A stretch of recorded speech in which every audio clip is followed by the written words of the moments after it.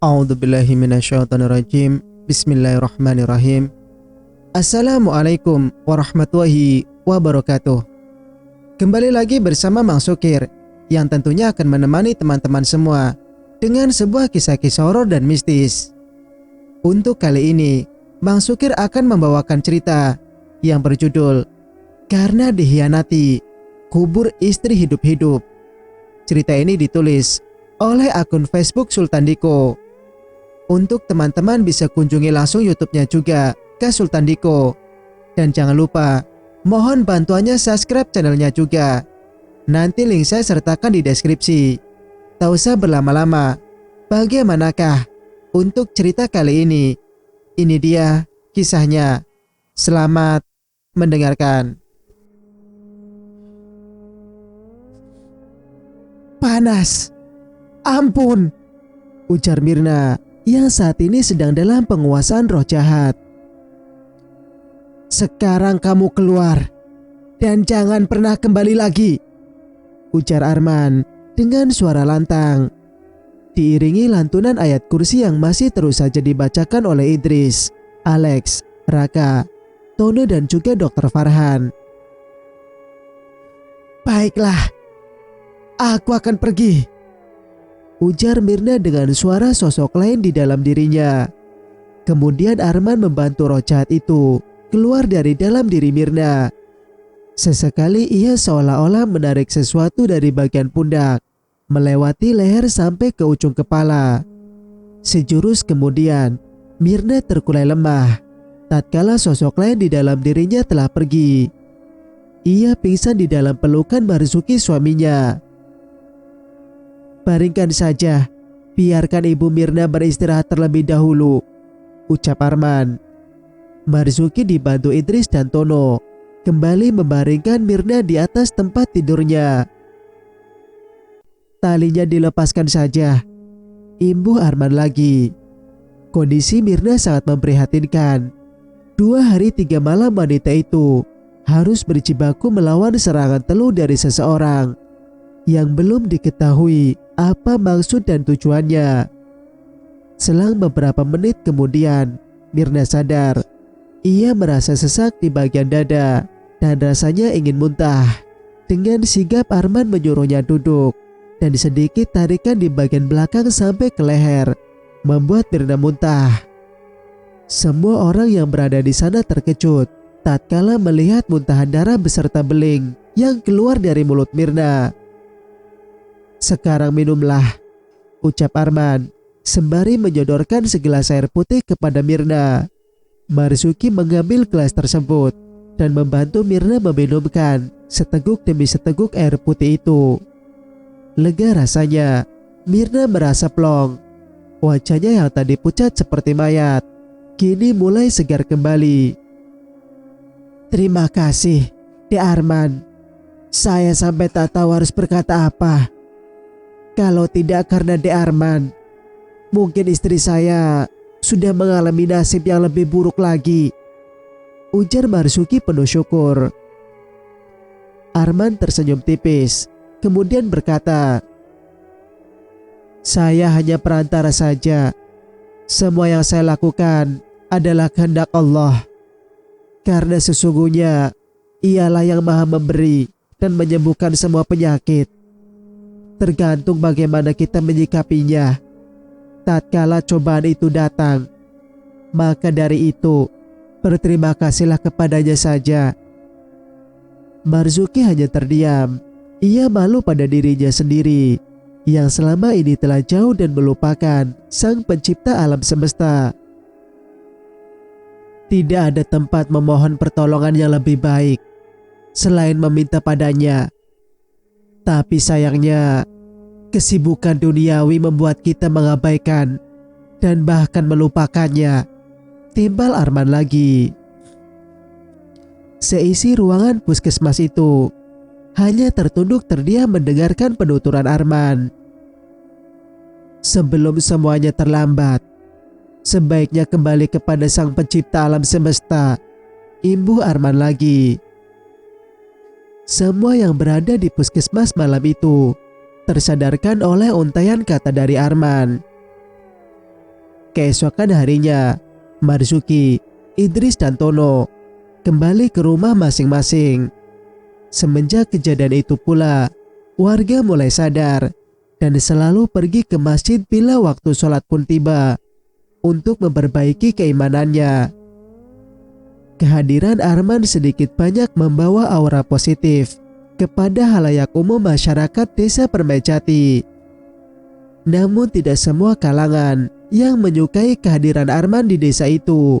Sebagai oknum yang memiliki ambisi ingin menjadi penguasa, merasa gerah dengan kemunculan putra Haji Burhan yang sedikit banyak telah merubah pola pikir masyarakat. Tentunya si pemilik ambisi tidak suka dengan sesuatu itu. Tapi siapa dalang dibalik semua ini? Lantas apa tujuannya? Semua masih menjadi misteri. Sementara itu, Idris juga masih belum bisa bernapas lega. Sosok Marsan masih saja menampakkan kehadirannya. Teror suara rantai diseret selalu terdengar bila menjelang tengah malam. Malam ini Mas mau yasinan di masjid. Idris segera mengambil handuk dan pergi mandi ke sumur. Di belakang rumahnya, air nan jernih mengguyur sekujur tubuh. Rasa penat dan kerja seketika sirna akibat rasa sejuk yang diperoleh dari mata air di dalam tanah. Setelah selesai mandi dan masuk ke dalam kamar, betapa senangnya hati Idris tatkala melihat Naomi yang telah menanti dengan sebuah baju koko berwarna putih di lengan tangannya. Mas pakai baju ini saja. Tadi siang telah aku setrika. Naomi melepaskan kancing baju yang hanya beberapa helai itu, kemudian memberikannya pada Idris, disusul juga dengan sarung. Hati suami mana yang tak bahagia diperlakukan seperti itu. Senyum sumringah pun menghiasi wajah Idris. Lelaki yang sudah 10 tahun hidup bersamanya ini tidak henti-hentinya melontarkan kalimat pujian pada Naomi. Terima kasih sayang. Maafkan Mas, belum mampu memberikan yang terbaik untuk keluarga kita, ujar Idris sembari mengelus lembut pundak Naomi. Ada ketulusan yang terlihat dari ekspresi wajahnya tatkala mengucapkan kalimat itu. Mas ini ngomong apa toh? Kehidupan saat ini lebih dari cukup. Justru aku yang seharusnya minta maaf karena tidak bisa berbuat apa-apa untuk masa depan anak-anak kita, ujar Naomi sembari memberikan peci berwarna hitam kepada sang suami tercinta. Mas sangat bersyukur mendapat istri seperti kamu. Selain cantik, baik hati pula, ucap Idris diiringi senyum sumringah penuh kebahagiaan. Anak sudah 3, masih saja gombal. Kalau sudah begitu, biasanya ada maunya, ujar Naomi bergantian menggoda Idris. Hehehe, kan ini malam Jumat, jawab Idris menggoda Naomi. Suasana seperti ini sudah sangat lama tidak dirasakan oleh keduanya. Memang semenjak ditemukan mayat tanpa kemaluan dan jasad wanita yang tidak dikenal karena seluruh tubuh telah membusuk dan digerogoti ulat belatung, jangankan untuk bercanda gurau, berdiam diri lebih lama di rumah saja jarang terjadi. Beruntung, kehadiran Arman membawa warna baru. Di setiap malam Jumat, masyarakat desa Permajati beramai-ramai pergi ke masjid untuk melakukan yasinan bersama. Aktivitas ini akhirnya menjadi rutinitas baru warga setempat. Ditambah lagi si pembaca surat Yasin diwajibkan bergilir. Metode itu diterapkan agar khususnya seorang kepala keluarga mempunyai motivasi untuk belajar. Dengan begitu, semoga kemudian hari seorang pemimpin rumah tangga bisa mengayomi keluarganya masing-masing. Sudah, buruan Mas ke masjid. Nanti telat loh, ujar Naomi mengingatkan suaminya karena jam sudah hampir memasuki waktu sholat maghrib. Idris pun berangkat ke masjid untuk menunaikan sholat berjamaah dan sekaligus menghadiri acara yasinan bersamaan warga lainnya. Senja buta sore itu sangat berbeda jauh dengan hari sebelumnya. Walau langit belum seutuhnya menjadi gelap, namun rembulan sudah memperlihatkan kehadirannya. Suara azan maghrib berkumandang dengan merdu di pengeras suara masjid, membuat jamaah yang hadir sore itu terkagum-kagum mendengar seruan sholat dari muazin Arman. Setelah selesai melaksanakan sholat maghrib berjamaah, kemudian dilanjutkan acara yasinan dan ditutup dengan sholat fardu ba'da isya. Masyarakat mulai berpamitan pulang ke rumah masing-masing. Hanya menyisakan Marzuki dan Idris. Ada juga beberapa anak muda yang ingin belajar mengaji. Terlihat Alex dan Raka sangat berantusias dalam acara belajar mengaji ini. Alhamdulillah, perlahan kesadaran masyarakat atas kebesaran Tuhan mulai terlihat jelas. D. Arman bukan hanya memberi warna baru, tapi telah menyelamatkan seluruh penduduk desa Permajati dari kekafiran, ujar Marzuki seusai semua aktivitas sembari berjalan keluar masjid. Syukur alhamdulillah Pak Marzuki. Semoga ini semua awal dari kebangkitan ketakwaan kita kepada Tuhan, ucap Arman. Walau di usianya yang terbilang masih dalam tahap pengembangan individu, tapi apa yang terjadi saat ini, itu semua berawal dari dirinya. Tidaklah heran jika Arman digadang-gadang sebagai penerus almarhum ayahnya dalam menyiarkan agama. Oh iya, D. Arman, kami pulang dulu. Jika butuh sesuatu, jangan sungkan-sungkan. Marzuki dan Idris berpamitan pulang ke rumah masing-masing. Kebetulan mereka satu arah. Subhanallah, terima kasih Pak Marzuki. Jika saya butuh sesuatu, pasti akan menghubungi Bapak, jawab Arman. Ia sangat bersyukur mendapatkan respon positif dari warga desa Permajati. Terkhusus lagi masyarakat Kampung Tanjung. Mereka bahkan sangat mengeluh-ngeluhkan dirinya. Setelah bersalaman dan mengucapkan salam, Marzuki dan Idris segera pulang. Di perjalanan suami Naomi itu menyinggung kembali tentang rencana sang mandor yang akan berpartisipasi dalam pemilihan kepala desa periode selanjutnya. Namun suami Mirna itu malah memilih bungkam karena saat ini ingin berfokus beribadah dulu. Rencananya memang begitu Kang Idris. Tapi setelah dipikir-pikir, saya menemukan kedamaian dalam melakukan ibadah. Semoga Tuhan membukakan jalan untuk menuju ke sana, jawab Marzuki. Entah mengapa tidak seperti sebelumnya. Kali ini ia terlihat ragu-ragu mengutarakan kalimat itu. Tapi masyarakat menaruh harapan besar terhadap Bapak.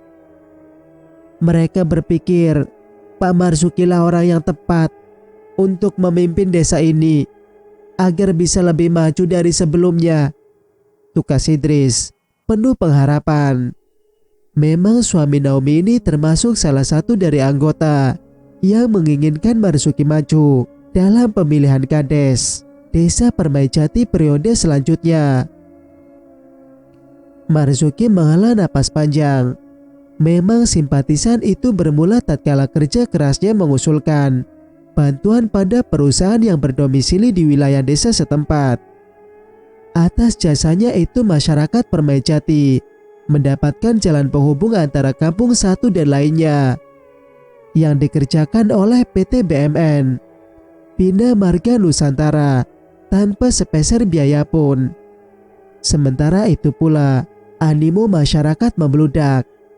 Pengharapan ia akan berpartisipasi dalam pemilihan kepala desa sangat besar di hati masyarakat. penduduk sangat yakin jika tanpa kepemimpinan dipegang oleh orang seperti Marzuki, besar kemungkinan dusun akan maju pesat. Jika akses jalan tidak lagi menjadi hambatan, bukan tidak mungkin listrik pun akan masuk. Saya sangat bersyukur atas kepercayaan itu, Kang Idris. Namun untuk saat ini, belum kepikiran untuk menuju ke arah sana. Lagi-lagi, Marzuki masih enggan berkomentar tentang pencalonan dirinya sebagai kepala desa. Entah apa yang menjadi tonggak di hatinya, sehingga ia belum bisa mengambil keputusan.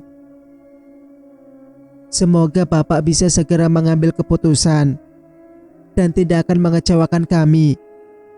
Ada kekecewaan di hati Idris tentang ketidakpastian Marzuki dalam mengambil keputusan itu. Idris pun terus melanjutkan perjalanan pulang. Sementara Marzuki terperangah berdiri mematung di depan rumah. Ia tidak habis pikir betapa besar kekecewaan Idris terhadap ketidakpastian dirinya tentang pencalonan tersebut. Loh, ayah sudah pulang, kok nggak masuk rumah? Tanya Mirna yang menemukan keberadaan sang suami yang terperangah di depan rumah.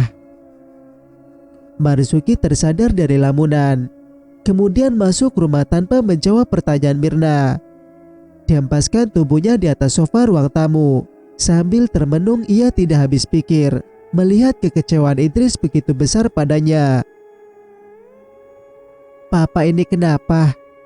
Sepulang dari masjid, kok sukanya ngelamun? Emang apa sih Pak yang dipikirkan? Mirna kembali menanyakan hal yang serupa. Memang sedari tadi, ia belum mendapatkan jawaban dari Marzuki suaminya. Tidak ada apa-apa, Bu. Marzuki merahasiakan semuanya pada Mirna.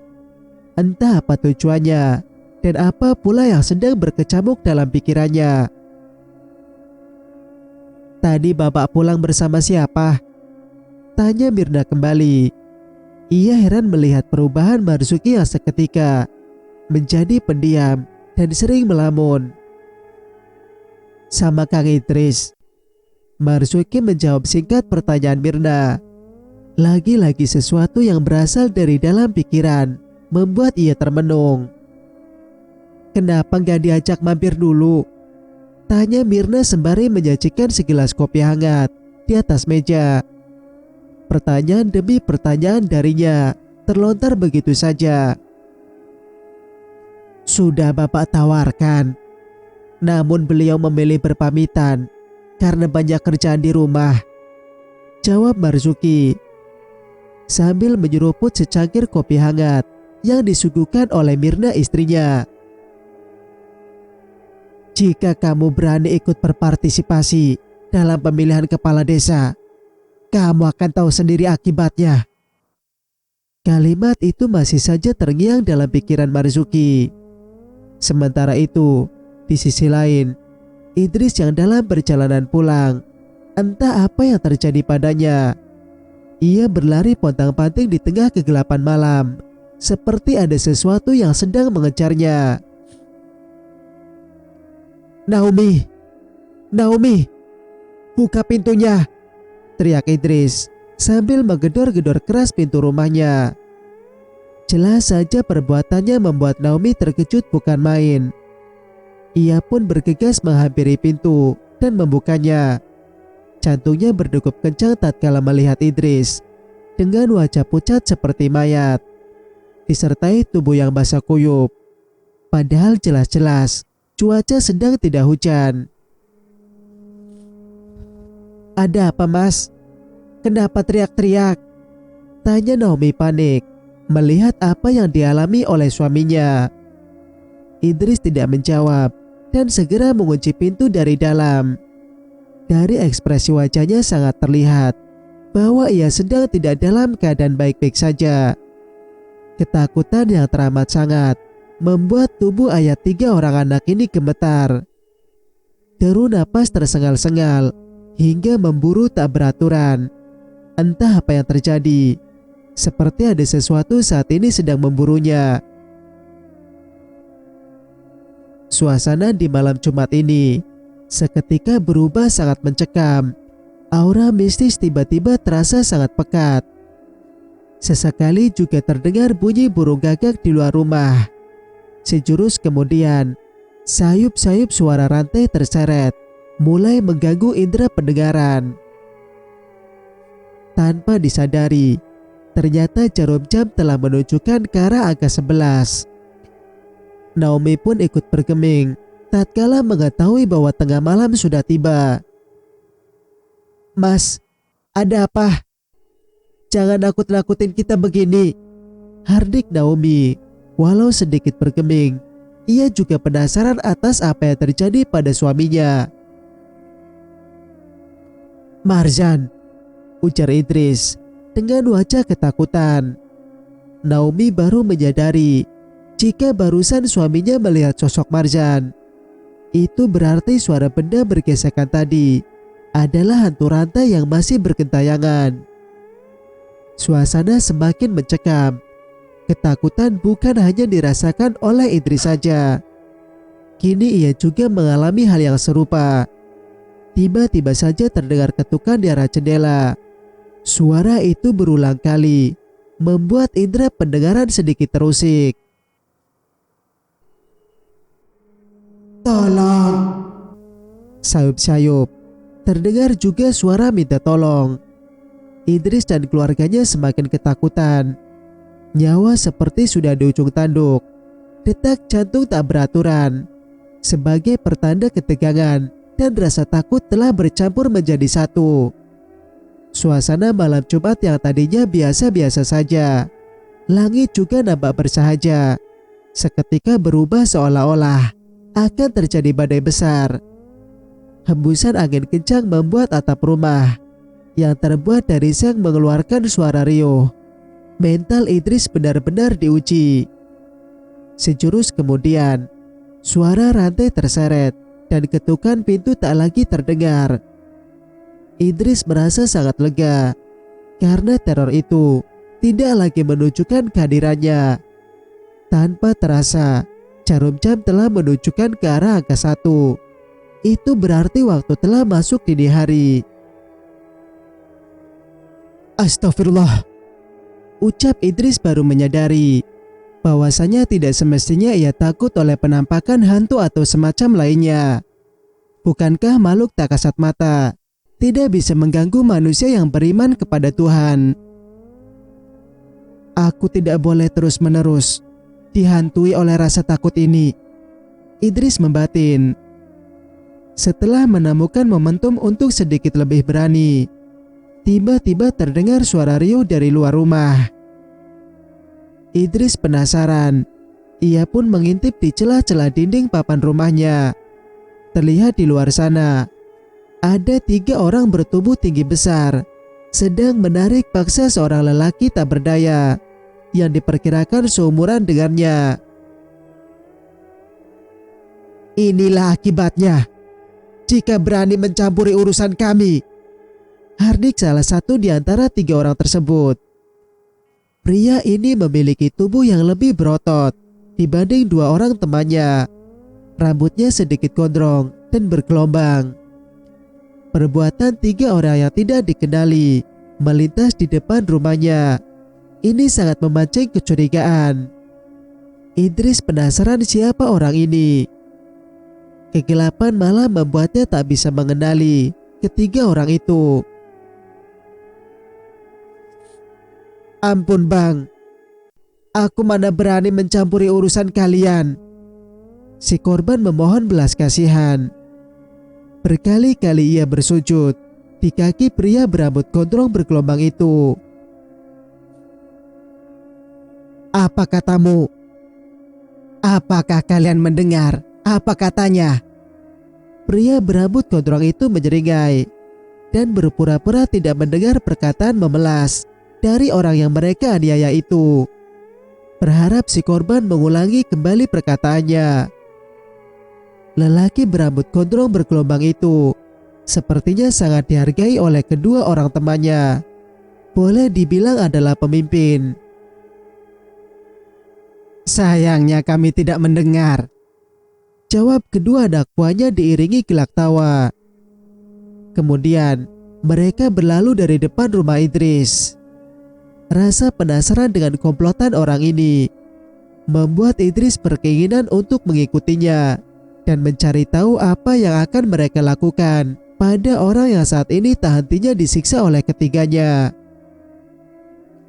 Perbuatan orang-orang ini terbilang sangat sadis dan tak berbalas kasihan. Suami Naomi itu mengendap-endap keluar rumah dari pintu belakang. Ia terus saja mengawasi dari kejauhan agar tidak kehilangan jejak. Malam itu cukup sepi. Sepertinya hanya dirinya saja yang mengetahui perbuatan ketiga orang ini. Mungkin karena waktunya sudah memasuki dini hari, masyarakat desa Permaijati sudah tertidur pulas. Idris terus saja mengikutinya dengan cara mengekor dari kejauhan, mengendap-endap agar tidak mengundang kecurigaan. Ia cukup heran melihat tingkah laku ketiga orang itu yang terbilang nyeleneh. Sepertinya ketiga orang tak dikenal ini mempunyai tugas masing-masing. Yang satu berkepala pelontos, sesekali mengetuk pintu rumah warga. Sedangkan kedua temannya terus menyeret rantai sepanjang perjalanan, sambil sesekali mencambuk tawanannya dengan rantai tersebut. Ya Tuhan, apa tujuan orang-orang ini melakukan semua itu? Idris membatin. Suami Naomi itu terdiam saat tatkala melihat perangai orang-orang ini. Dari kejadian yang dilihatnya, ia berniat ingin menguak misteri ini sampai ke akar-akarnya. Ini tidak bisa dibiarkan. Perbuatan mereka sangat meresahkan, gumam Idris yang mulai terbakar emosi melihat perbuatan orang-orang itu. Jelas, keinginannya untuk membongkar siapa dalang dibalik semua ini tidaklah semudah membalikkan telapak tangan. Karena melihat dari tingkah laku ketiga sosok tidak dikenal ini, mereka cukup profesional di bidang tersebut. Idris harus memikirkan kembali niatnya untuk membuka kedok orang tersebut. Salah-salah nyawa dirinya dan keluarganya ikut terancam. Cerita pun bersambung. Jika kalian suka dengan ceritanya, jangan lupa untuk like, komen, dan subscribe channel ini agar bisa mendengarkan cerita-cerita berikutnya. Wassalamualaikum warahmatullahi wabarakatuh.